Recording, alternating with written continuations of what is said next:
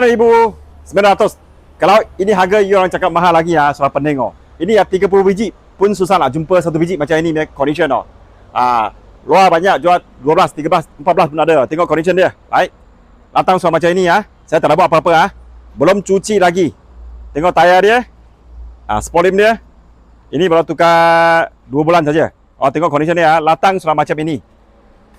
Kalau orang ada cakap dengan awak boleh jual 5,000, 6,000 saya boleh cakap itu 100% Tapi tengok itu kereta mesti hancur punya.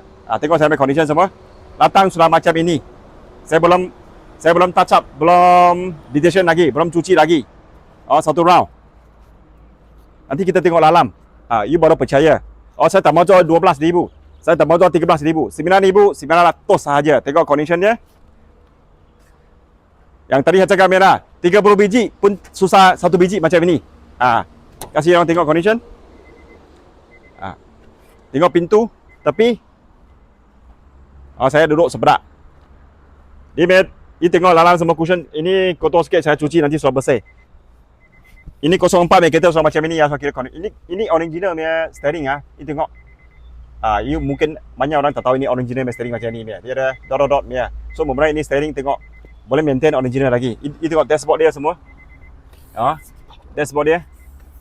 Tak ada calar punya leh. Tengok. Cantik tak? Bukan saya cakap dia kemas. Dia betul-betul kemas. Ini cushion semua boleh cuci punya. Ini tengok tepi dia punya pintu semua. Belakang pun sama, kasih orang tengok. Seat. Sini lain.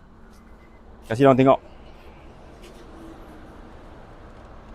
Jangan pergi tengok itu 5,000, 6,000 tu semua nanti you sakit kepala Belakang lah. Tarik kasih dia orang tengok. Pun kemas juga semua belakang Semua original punya. Customer datang semua macam ini. Berminat kontak saya Jasutan Ini Auto. Saya Bahat.